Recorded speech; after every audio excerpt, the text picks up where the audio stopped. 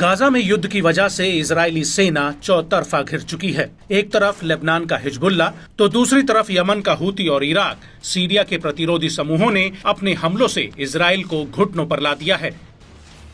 वहीं रफा शहर में आईडीएफ अभी भी हमास का सफाया करने के लिए जद्दोजहद कर रही है। लेकिन इन सब के बीच गाजा में इजरायली फौज को घुसे करीब 8 महीने से ज्यादा का वक्त हो गया है और अब इजरायल के जवान युद्ध में थकते जा रहे हैं।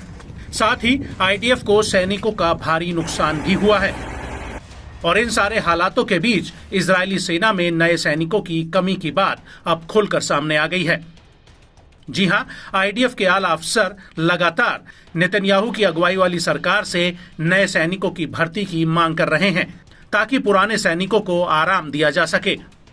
और इसी को ध्यान में रखते हुए 25 जून 2024 को इजरायली सुप्रीम कोर्ट ने एक ऐतिहासिक फैसला दिया था। इस फैसले में कोर्ट ने साफ कर दिया था कि अब इजरायली सरकार अति रूढ़िवादी यहूदियों की सेना में भर्ती को अनिवार्य करने के लिए कानून बनाए। कोर्ट का कहना है कि चाहे महिला हो या फिर पुरुष, हर 18 साल के अति रूढ़िवादी को सेना में अपनी सेवा देनी होगी। वहीं इजरायल में अति रूढ़िवादी समुदाय को सेना में सेवा से मिलने वाली छूट के कानून की मियाद पिछले साल खत्म हो गई थी। हालांकि सरकार ने इसे आगे बढ़ा दिया था, लेकिन अब अति रूढ़िवादी समुदाय सुप्रीम कोर्ट के इस फैसले के विरोध में उतर आया है। ये समुदाय इजरायल में लगातार विरोध प्रदर्शन कर रहा है। कई जगहों पर आगजनी और हिंसा तक हुई है। लेकिन इस सब के बीच सवाल ये उठता है कि आखिर इजरायल का ये अति रूढ़िवादी समुदाय है क्या, और ये सेना में जाने का इतना विरोध क्यों कर रहा है, और इजरायल में कब से इस समुदाय को सेना में सेवा से छूट मिली हुई है। दरअसल इजरायल के इस अति रूढ़िवादी समुदाय को हारेदिम के नाम से जाना जाता है, जिसका मतलब ईश्वर से डरने वाला हुआ।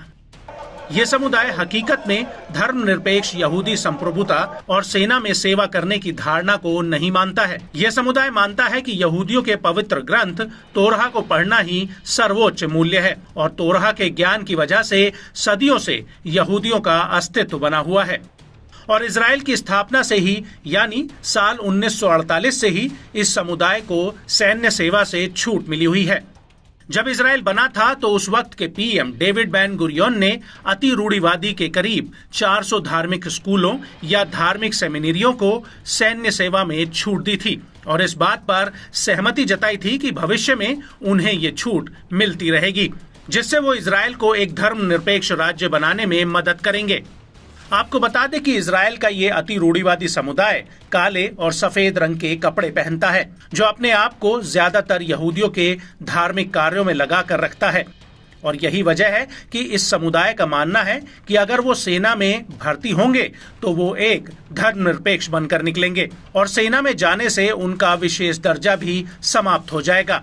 इसके अलावा वो जो काले और सफेद कपड़े पहनते हैं वो भी उनसे छिन जाएंगे और उन्हें सेना की खाकी वर्दी पहननी पड़ेगी। इस समुदाय का ये भी मानना है कि धार्मिक कर्मकांडों से अलग होने से उनकी सांस्कृतिक विरासत, संस्कृति और जीवन जीने का विशेष तरीका उनसे छिन जाएगा और इसी वजह से ये समुदाय सेना में भर्ती को लेकर विरोध कर रहा है। लेकिन अब इजरायल के सुप्रीम कोर्ट के फैसले से इस समुदाय की सैन्य सेवा अनिवार्य कर दी गई है। लेकिन सवाल ये उठता है कि आखिर जनसंख्या के हिसाब से इजरायल में इस समुदाय की कितनी आबादी है। तो आपको बता दें कि इजरायल की कुल आबादी में 13% इसी रूढ़िवादी समुदाय का हिस्सा है।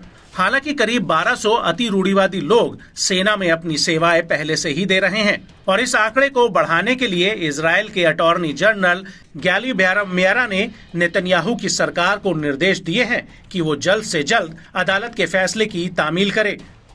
हालांकि मीडिया रिपोर्ट्स के मुताबिक सेना ने पहले ही अतिरिक्त 3000 अति रूढ़िवादी सेमिनरी के छात्रों को सेना में भर्ती करने का फैसला किया है, लेकिन ये फिलहाल साफ नहीं हुआ है कि इनका चयन कैसे होगा, क्योंकि मौजूदा समय में पूरे इजरायल में करीब 60,000 ऐसे छात्र हैं जिन्हें सेना में भर्ती से छूट मिली हुई है।